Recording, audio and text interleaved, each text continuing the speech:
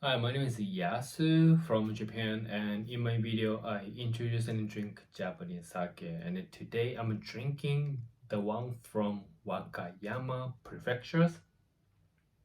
I think it's right next to Nara. I think I am so not good at the maps. I mean, geology or geography or whatever that is called. The name of the sake brewery is Nateshuzoten, and then the name of the sake is Kuroushi. That means black bull. And it's a junmaishu, and they use omachi rice to make this Japanese sake. And in my channel, this is the first time that I drink this one. In my sake history, this is my second Kuroushi. So let's see how this sake is gonna taste like. And as always, I use this special, Japanese sake glass called kagami.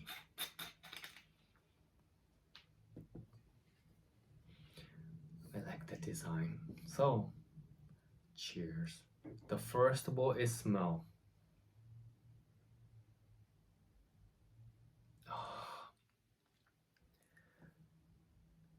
Very, it's amazing. Like, the first smell is very sweet, fruity smell. I mean, sweet, fruity smell. But like right away, it becomes like really like acid, typical Japanese sake smell. Fascinating. And then the flavor is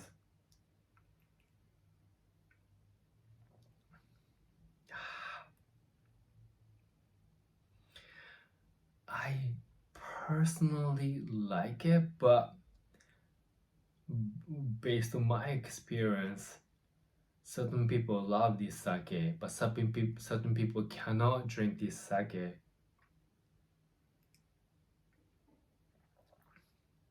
I really wonder how they can make like this one. So like,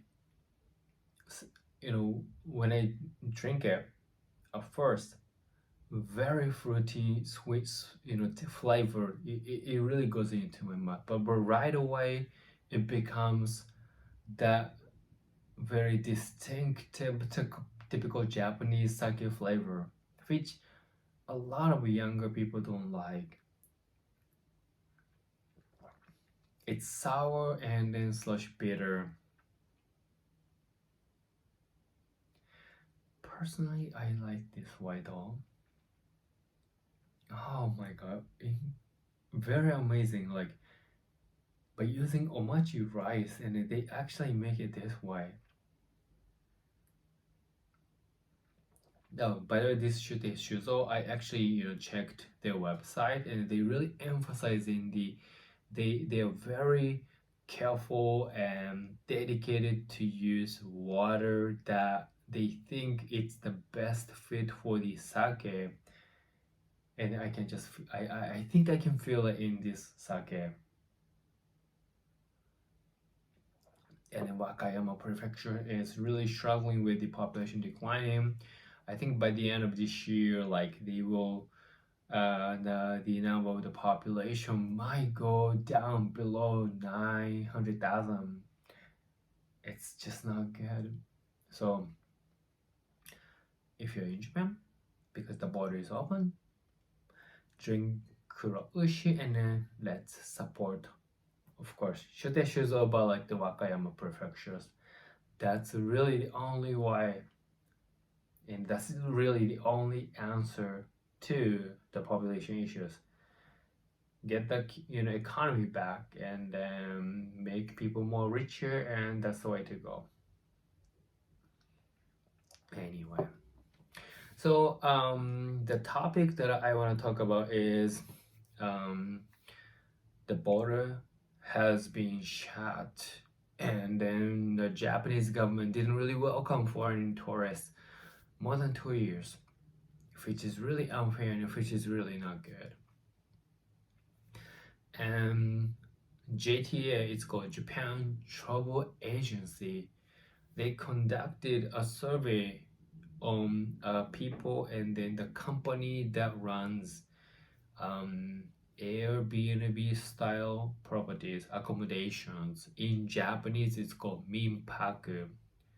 So before COVID-19, Japan didn't have enough number of hotel rooms, and then the Tokyo Olympic was coming up, and the Airbnb came in. It got so popular with individual investors and then all the adopters of those real estate companies because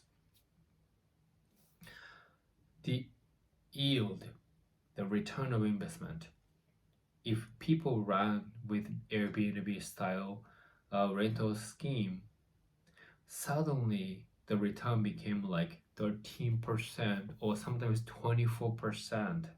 It was crazy because even back in those days, the net yield in Tokyo and let's say to Tokyo 23 was for regular rental apartments, it was only like 4%. But if you actually do it with Airbnb or anything similar, the yield jumped from average 4% to 12%, 24%. And people really love to enjoy that. But I think in 2019, there's just been so many issues, lobby activities from the hotel industries and everything. The new law and regulation came in, and it kind of killed that because whenever the investors, the property owners, or the companies wanted to run their properties for Airbnb or other like those vacation rental services, first of all, they need to pass the fire insurance, fire inspections, and everything. They need to register their units to the local government, and they need to get a permits by them that would already cost them like 1 million Japanese yen. It's like close to 10,000 US dollar. On top of that, those people, including companies, they could only rented those units for Airbnb or with all other vacation rentals up to 180 days, like 6 months only. The rest of the other 6 months, they can only rent it for like the monthly apartments and everything. That's crazy, but that was the new regulations. People need to comply with it, but still they make a certain money, even though yield actually went down compared to the time that there was nothing was regulated. And then suddenly COVID-19 hit. So what happened after 2 years is that a lot of people, company, they don't have cash anymore. 2 years is a long time. So the JTA, Japan Travel Agency, made a survey, and more than 18% of those individuals and companies decided to just suspend the business activities from those vacation rentals, even though almost there that foreign tourists who can come back to Japan, but cash issues, cash flow, cash is everything. They just don't have enough money to go on.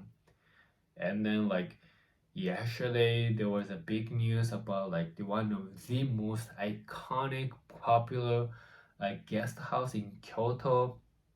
They stopped the business because they tried, they waited, but they don't have cash anymore to run the business.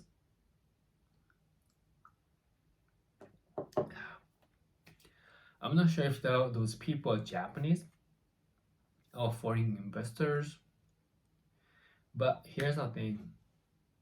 If you believe that the Japanese inbound tourism is gonna become more popular once the border is fully open, which is gonna be happening soon. Then maybe it's time for you to consider those, buying those vacation rental units and apartments and everything, because almost 20% of people really decided to just stop it and then try to looking for the new buyers, new owners. And it's just life is full of surprise. But even though I'm just sharing this news and the informations, and I said that it might be, you might want to consider investing in those industries. But here's the thing: do not forget about natural disasters that could happen in Japan. Those are risks that usually be underestimated, and it's really underestimated because nobody knows about the futures. But anything could happen. So if you're thinking that, okay, so many people are trying to get rid of the vacation rental properties in Japan, and then maybe the price is reasonable right now, so why don't I just buy some? Maybe that could be a good investment, but please always think about next major earthquake that might happen in the future. It can happen anytime soon, or it can happen only like after 50 years or 100 years. We just don't know. But please be careful. Always be ready for black swan. So I just want to share the info. That's all. I don't want to become anything serious, and I just only emphasize that let's drink good sake, be drunk, and enjoy life. So anyway, I think that's it for now. So please take care, and for now, Johnny, bye.